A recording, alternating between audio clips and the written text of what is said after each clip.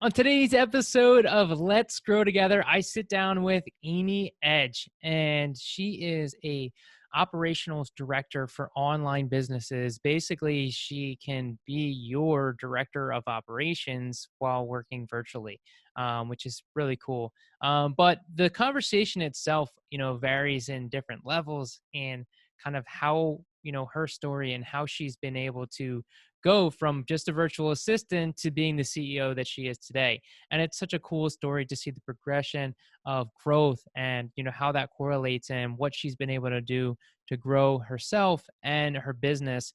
And that's really what it's all about. And that's what this show is about. We're growing together. So without further ado, let's get into the episode. But first, the intro. Welcome to Let's Grow Together. My name is Nick Bonatadabis, motivational speaker and digital marketing strategist. And this podcast is all about helping you grow both in life and business. Let's dive in. Hello and welcome, Amy. Thank you so much for joining me today. I am so glad you're... I'm so glad to be here too. I really appreciate you taking the time. I know we've been, working on getting this on the schedule and being able to talk. And we kind of have a funny story in how we met. I'm sure we can get into that a little bit. And I happen to be wearing the perfect shirt for today unintentionally. But real quick, before we dive into that, just tell us a little bit about, who you are, what you do, and who you serve. Okay, perfect. So I think most of us all wear multiple hats, and that's definitely my case. So right now I'm juggling wife, mom of four, business owner, homeschooler, homeschool mom, all the things. I founded my company, Amy Edge & Co., about 7 years ago. And I work with coaches and creatives as their operations director and their integrator. And basically what we do together is we strategically partner to increase their profits, empower their team, and scale their businesses. Awesome. Something that we all love and need. And I love that you brought in that, aspect about your family, and because it is a job, I'm sure, with all the things that go on, it's a big role. Now I do have a question about that. You said homeschooling. Now, do you homeschool regularly, or is it just because of the COVID? Not regularly, no. Okay. We tried homeschooling maybe like 2 years ago for my second son, and it didn't really go over too well. I don't think he learned much those few months, and I'm not really sure if the kids right now are learning much either, but it is what it is. It can definitely be a struggle, and kind of understanding that. And this is a good kind of segue, because I'd like to hear a little bit more about like what your routine is necessarily, like kind of like how you do your day. And you can kind of elaborate a little bit that it's probably a little crazy right now with the kids being home, but maybe when they're not home also in that aspect where you kind of have more, free space and form to, start your day in a productive, manner. Yeah. So it is definitely a lot different in most cases right now because everyone is home. There's no after school activities, there's no extracurriculars, and we're basically like stuck here 24/7. So I actually think that we have more white space in our day right now during like the pandemic than when things are what they were, which I guess you could consider normal. But right now, like everyone, we don't have a structured like wake up and get breakfast and take showers. It's very relaxed. Like wake up when you want to wake up, feed yourself for the most part.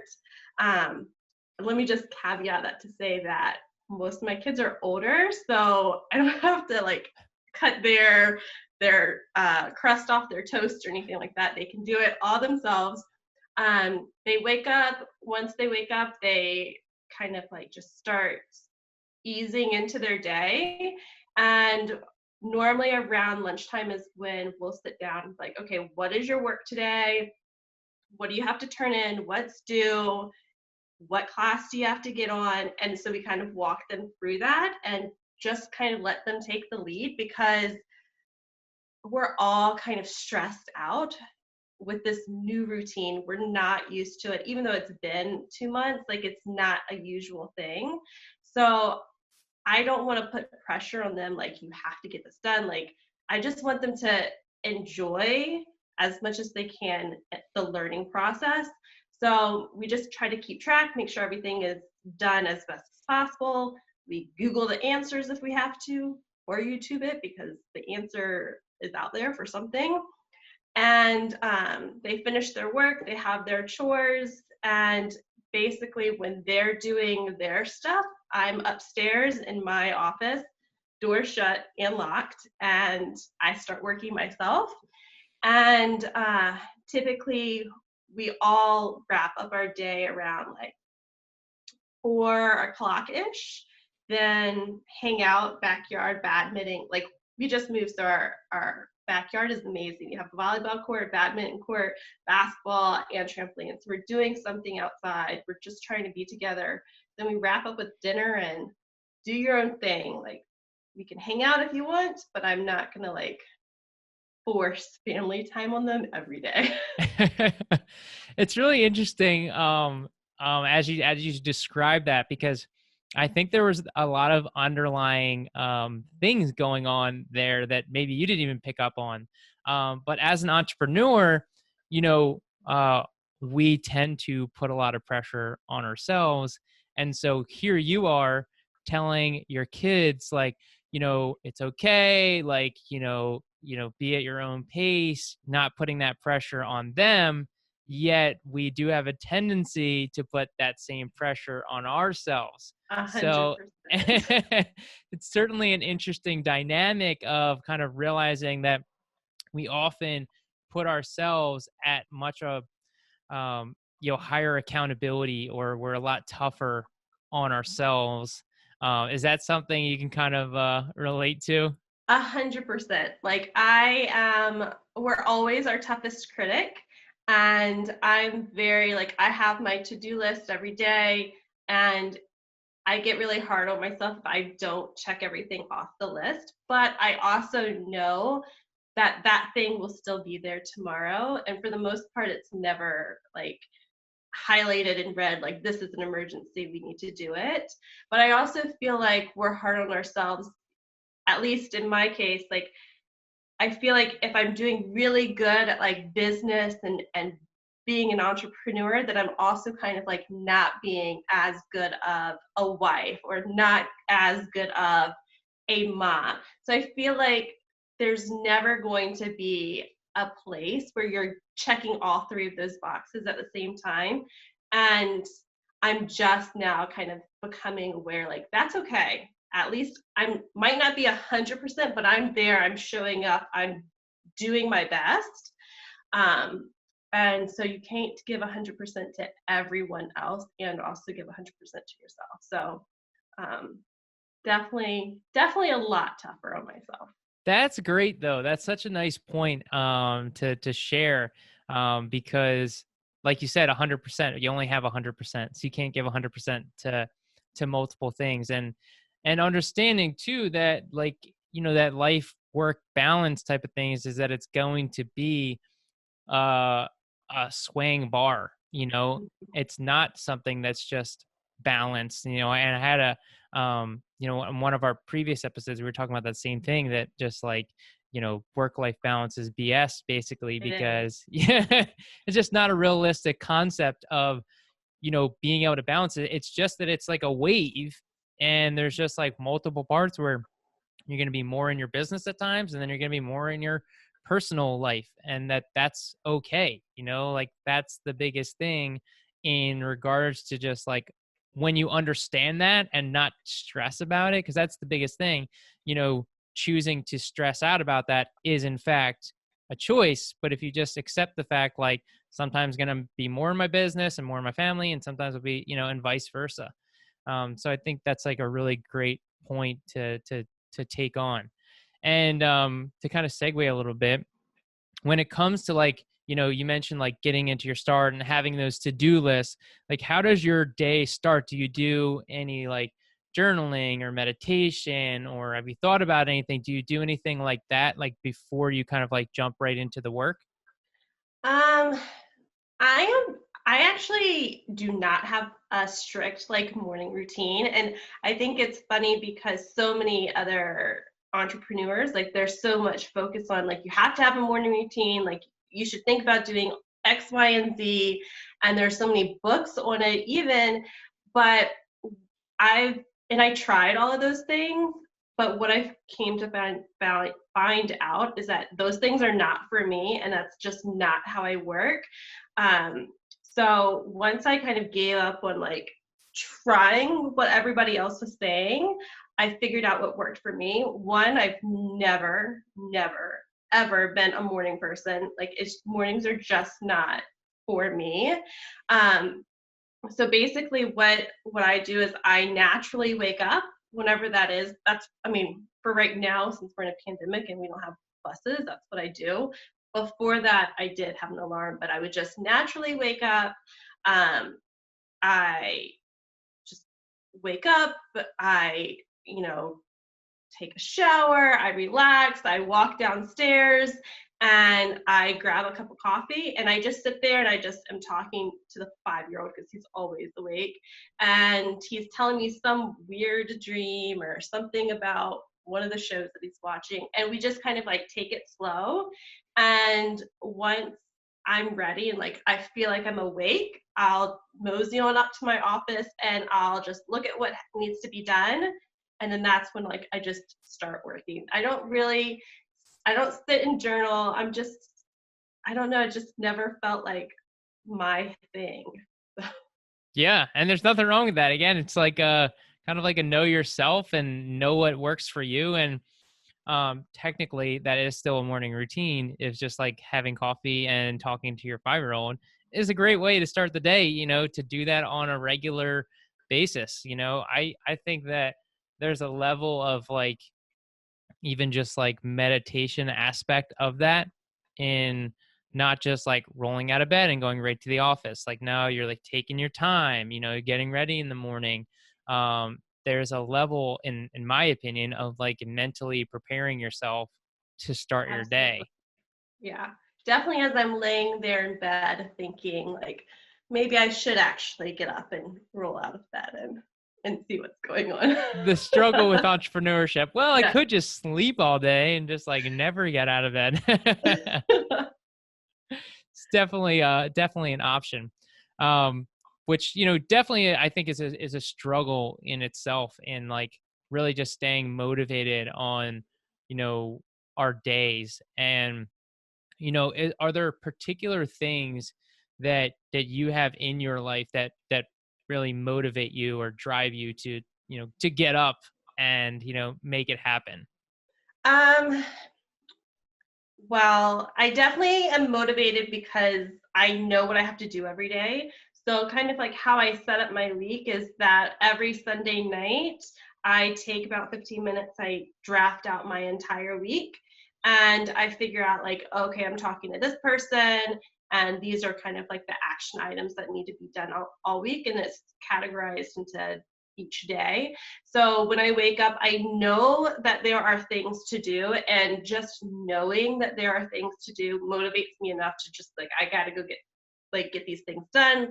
My clients count on me, my team count on me, my family counts on me, and that is probably the biggest motivator because our family is supported by my business alone. So me and my husband both work this business, so there really isn't an option to not show up because we wouldn't live, have a house, pay our bills if I didn't show up. So that's kind of like the biggest motivator. I'm also highly motivated by just success in different ways. So I feel like when my client hits this goal, that's a success. And so I know each of the pieces that have to be done in order to get there.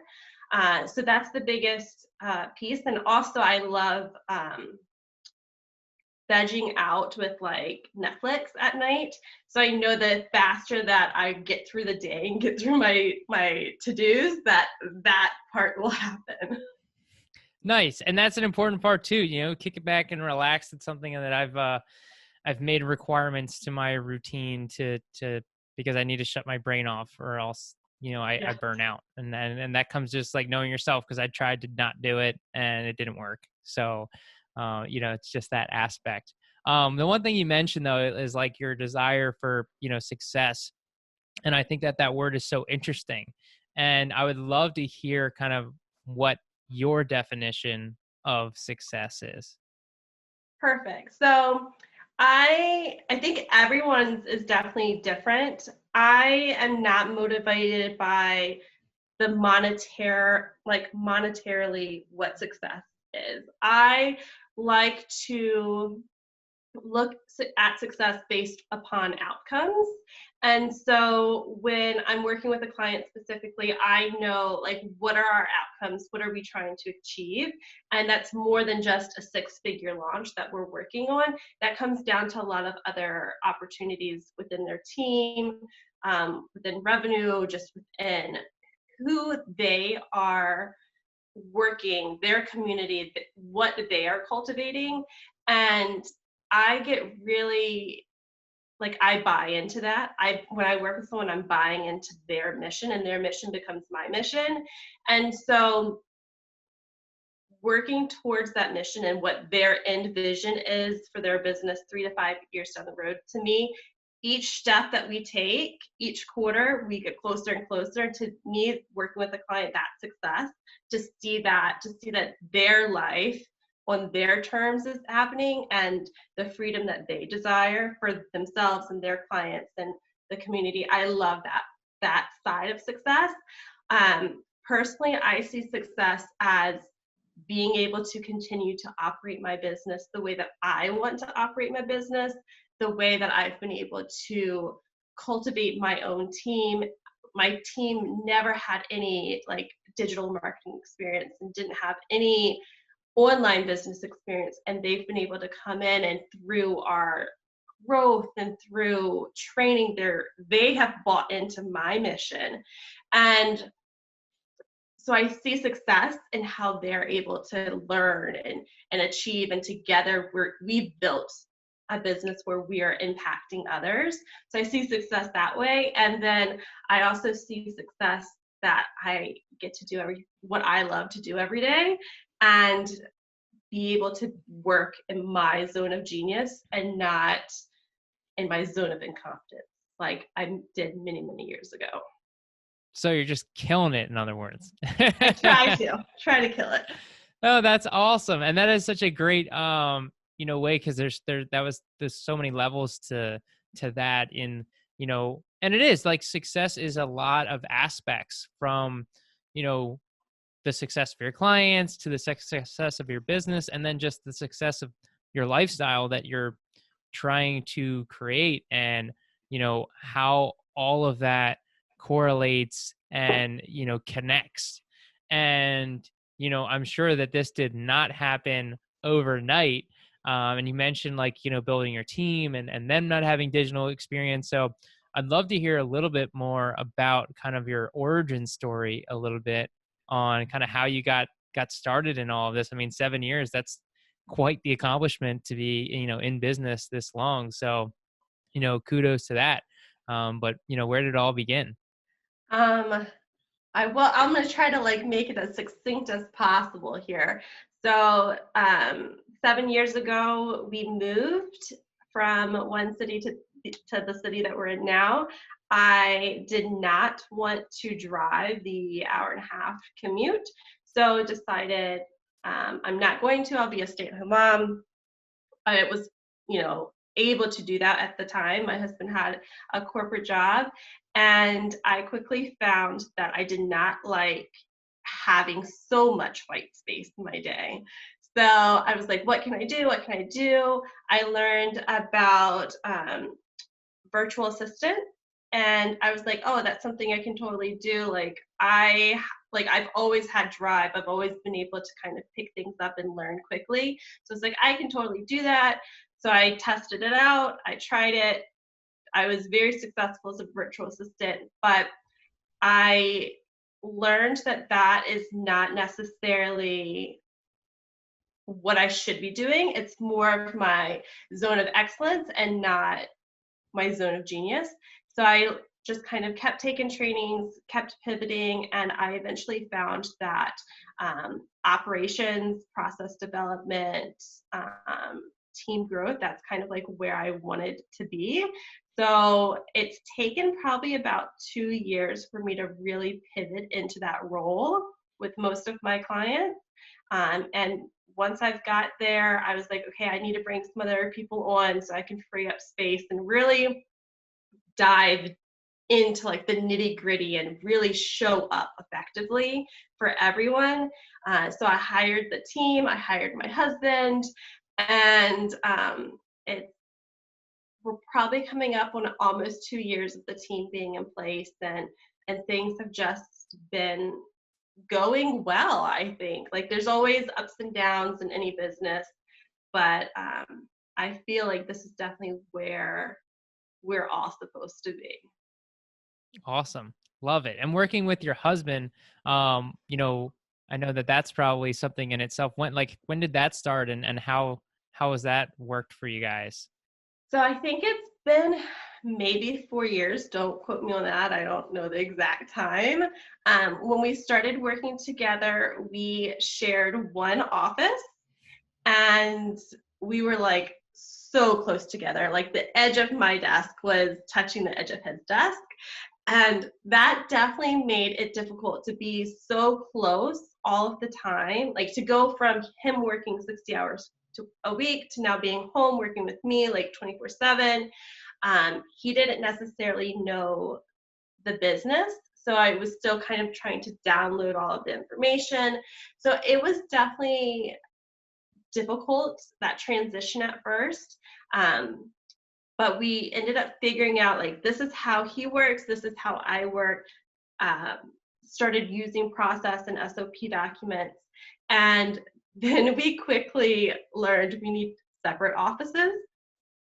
So we decided to get separate offices, and that has made things so much better. He's able to be downstairs and like have his music so loud that when I'm upstairs, I can just barely hear it, which is perfect for me. That's awesome. And that separation, in itself, I think is good, that you're not like on top of each other. Now, do you guys have like any like rules on like when it's dinner time, like don't talk about work things, or like how do you kind of separate the two? We don't really have any rules about it. So let me also say that I probably see him, I feel like I see him less now than like when he did work in corporate because we're so separated. Like I really don't see him all day unless we go downstairs and happen to be eating lunch at the same time. Um, we don't have any rules about let's not talk work at dinner, but it doesn't naturally come up for the most part. We have weekly meetings on Fridays where we go over like financials and like this is what's coming up.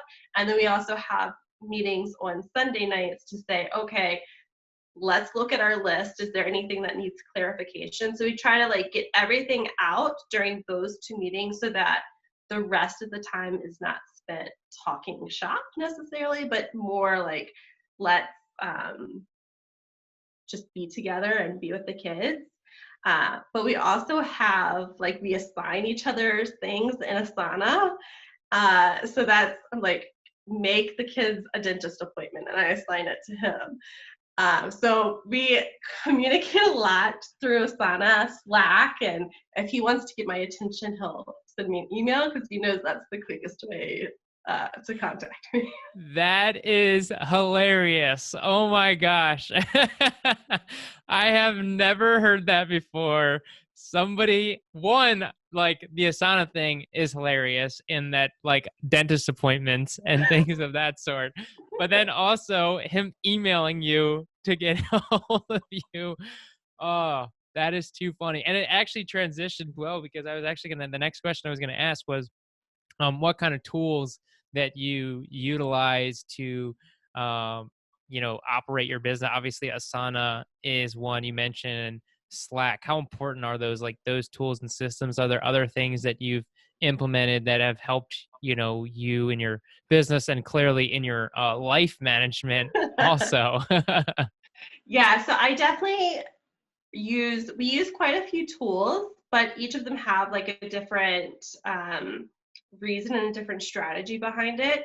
So all of our teams communicate via Slack, and that just keeps everything really succinct. It keeps a lot of stuff out of email, because for other people, things in email can often get lost, or they get like pushed down because you get so many emails if you're not filtering and things like that.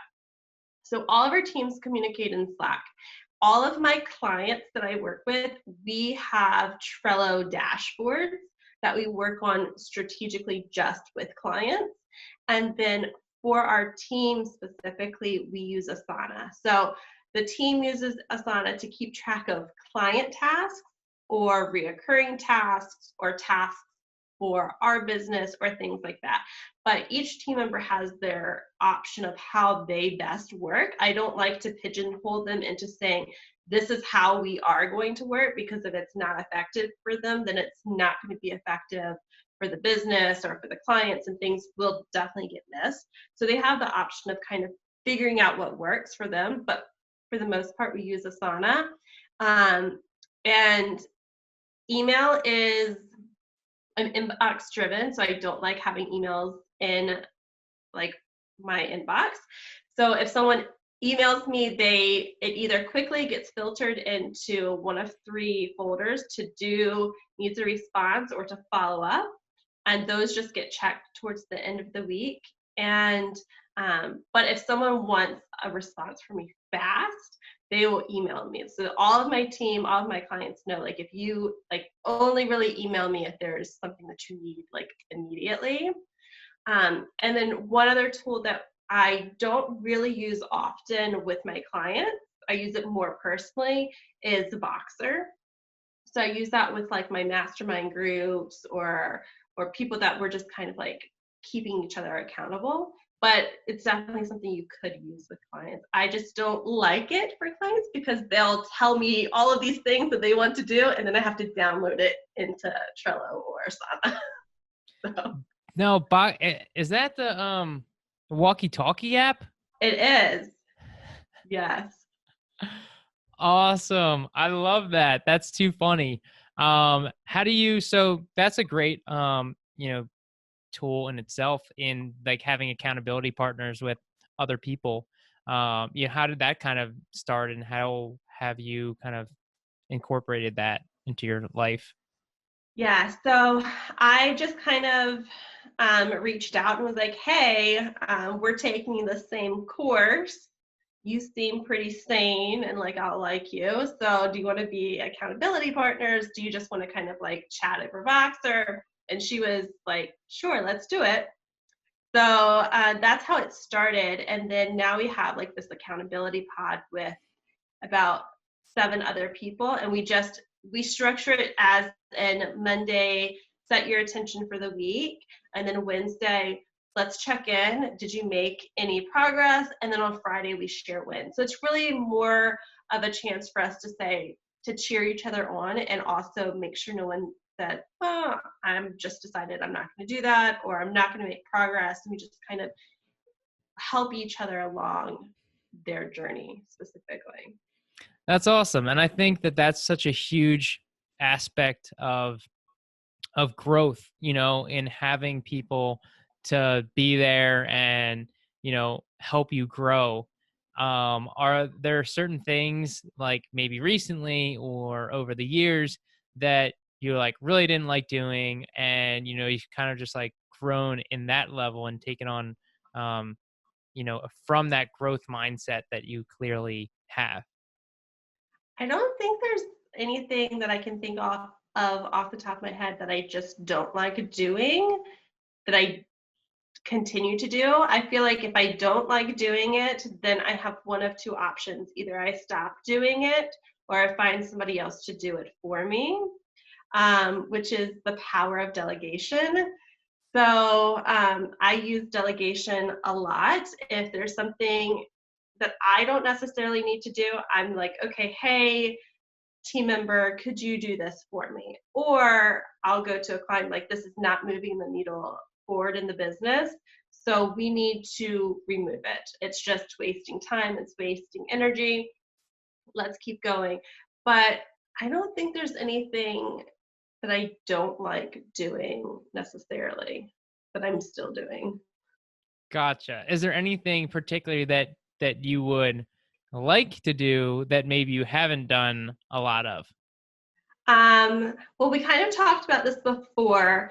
I set it on my radar to definitely do like podcast interviews, um, but never really attempted or made the effort to do it just for mindset reasons. So this is my very first one, which I'm so excited. It's with you, Nick. Yeah, Um, yeah. so, but it's definitely something I want to do. It's just kind of getting over that actually doing it phase. No, and that's awesome. And I'm so glad this is the first time on a podcast. I'm honored. Hopefully many more for you to come. I think it's one of those things, if you make it a priority, you'll make it happen. Absolutely. And podcasts are such an interesting thing, and it kind of similar to like video. There's a lot of you know curiosity on like where are things gonna go, like how is this gonna you know develop. I know you had asked for like questions that I asked, and Yeah. I'm like, well, I don't really have questions that I ask. I like to keep it free flow.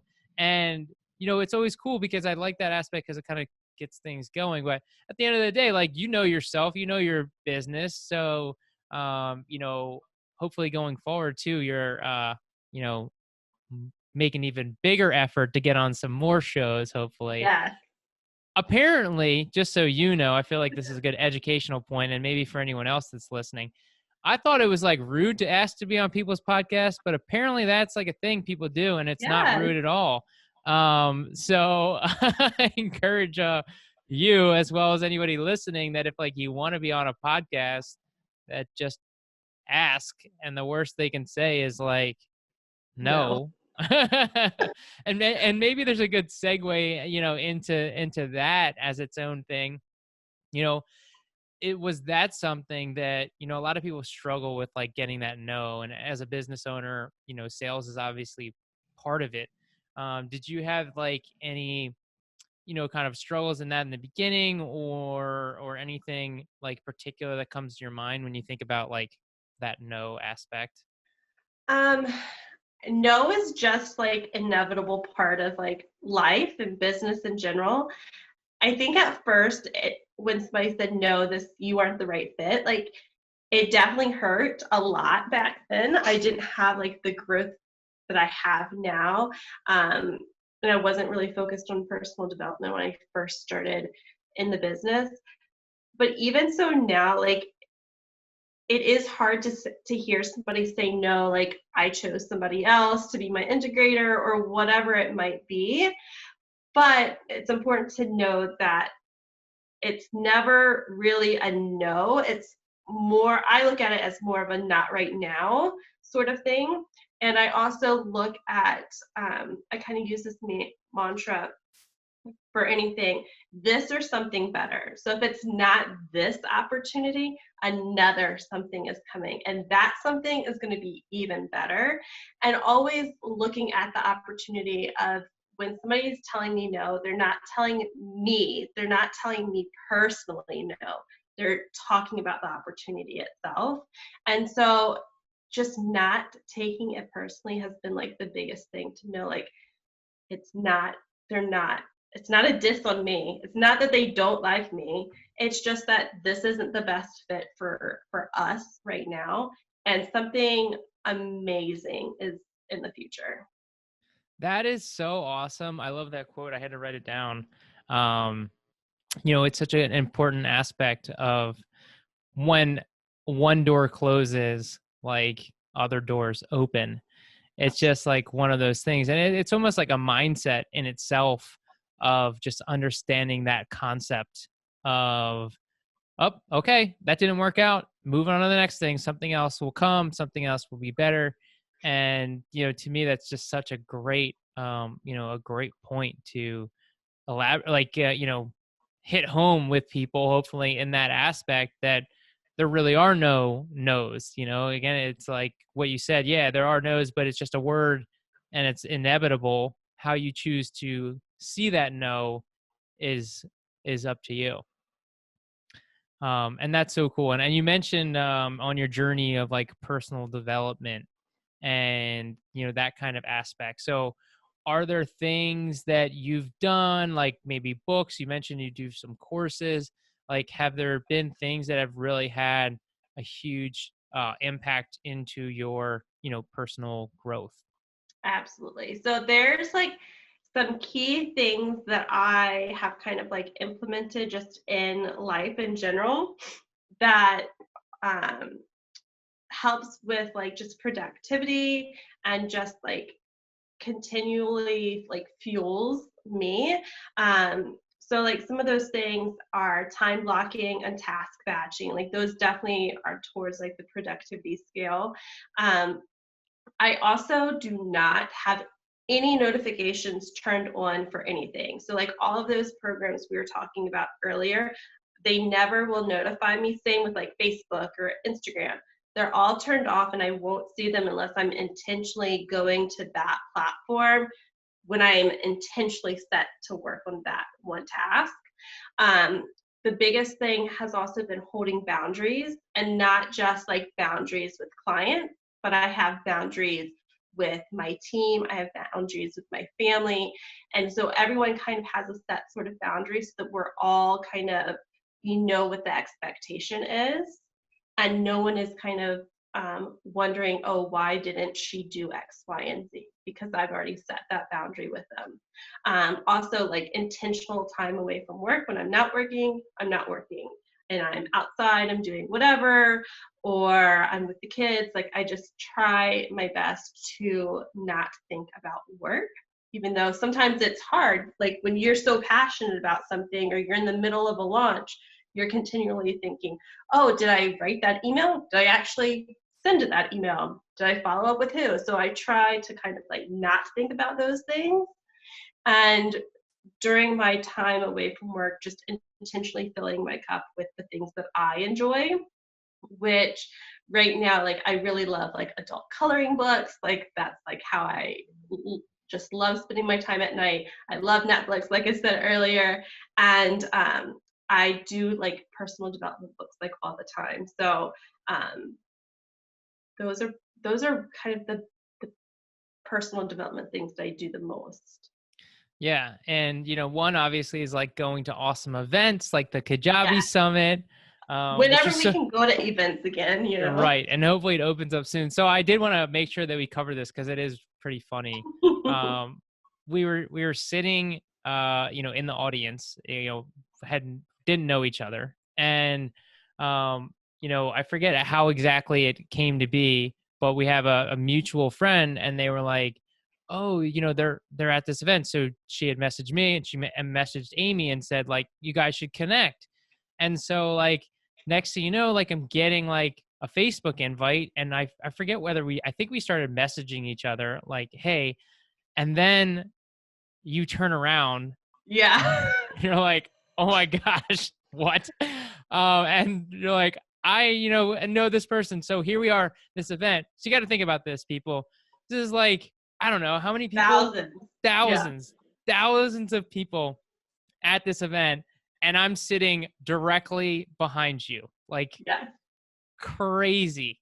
It was insane. And I always say this word when I'm talking to you, but it was so serendipitous because we just kind of like connected and it was just a natural kind of like friendship that formed. But I always think like, how weird is it just to be like sitting right in front of him, never meeting him, and like just like looking at your name tag, like, oh my gosh, like how do I even start this introduction? Yeah, that's too funny. And the funny thing too is that led to you introducing me to more people who introduced me to the more people. I know like during that event, I had one goal to get a picture with James Wedmore, which I accomplished based on telling every single person Yes. that I met. But that started with you because it was just like the spiral effect. If you introduced me to one person and then that person introduced me to another person and I said it to him and then he was like, oh, I know James Wedmore. introduce you. And I was like, this is crazy. I can't believe this just happened. Yeah. Um, Too funny. But yeah, I had to share that experience because it was just like, what are the chances of that happening? Some people don't believe in coincidences. I'm not really big on coincidences. Here we are, on like what I guess that was. That was last April. So yeah, like a full year. Yeah. How about that?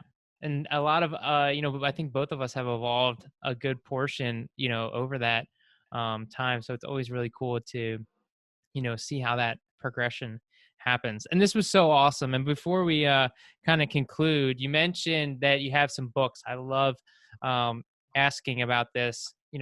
When it comes to book recommendations, is there one or a few like that really stand out to you that you always recommend to people?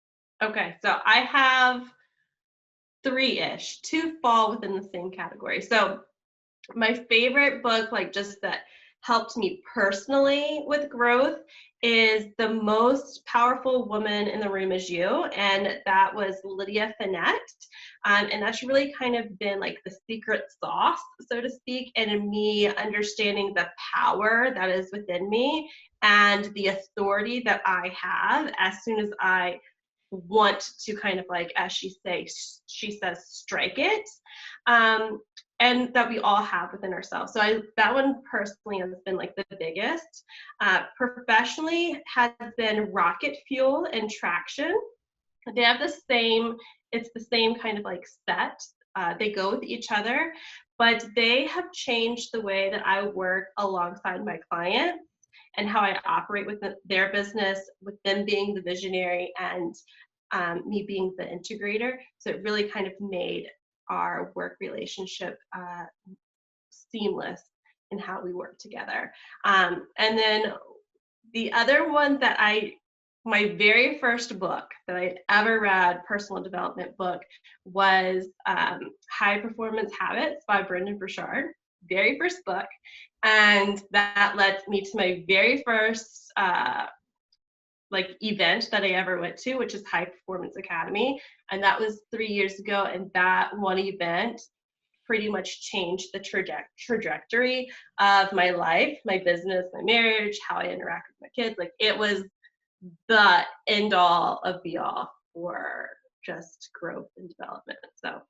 So awesome. And I've talked about that book so many times. That's like right now is the top book that I've listened to. Like more than I think I'm at 3 times now of listening to that book. It's such a good one. And we got to see Brendon Burchard live Yeah, together. Although if you went to the High Performance Academy, I mean that's like what, 4 days of it's four Brennan. days of him, and like he has other speakers, but it was amazing. But seeing him at Kajabi was really amazing too, because I saw you got to be a little bit closer to him, and so like you could feel like the sweat and the energy like pouring out of him. Yeah, and I thought at the Kajabi Summit too, like, so I had heard him speak before, but at the Kajabi Summit, he was so specific on the marketing side of things Yeah, and the less of the high performance. So it was really cool to kind of get that, kind of different side of him almost. And, he's been a Kajabi person since like the beginning, which is like its own funny, kind of crazy concept. yeah. He's Awesome. definitely one that I kind of like, I guess you kind of like fanboyed out over James Wedmore, and I would definitely fangirl out over meeting Brendon Burchard. Yeah, James and Brendan were both at the top of my list for that Kajabi Summit, and there were a ton of other awesome speakers. But for me, it was like both of them. I was like, could not wait to, and they both did not disappoint. It No, was, they did not. yeah, so awesome. All right, Amy, well, this was so awesome. Thank you so much for being here with me. Before you go, real quick, what's the best way for people to reach out to you or follow you, get in touch with you? Definitely, you can visit my website, Amy Edge, and you could always schedule, or amyedge.com, you can always schedule a call with me. I do free clarity calls. And so it's right there on the website on the contact form. And as I said earlier, if you really want to get in contact with me, email is the best. So that's hello@amyedge.com. And so I'm pretty quick at responding to those specifically. Awesome. Love it. Awesome, awesome, awesome. Well, thank you so much, Amy. I'm so glad we were able to do this. I really appreciate you taking the time to be here with me. Of course, thanks for having me. Awesome, awesome. So take care, everyone. And remember, let's keep growing together. Wait, one more thing. I would first like to say thank you. Thank you for listening. And if you enjoyed this message, please take a moment to write a review. By writing a review, it helps people find this message and helps me help more people. And if you really, really liked it and you think this message could help someone else, take a screenshot, share it on Instagram, and please tag me at Nick J. Boni, NickJBoni, so I can show my appreciation for you. We can all win by helping each other grow. Thank you. Take care, and I'll talk to you soon.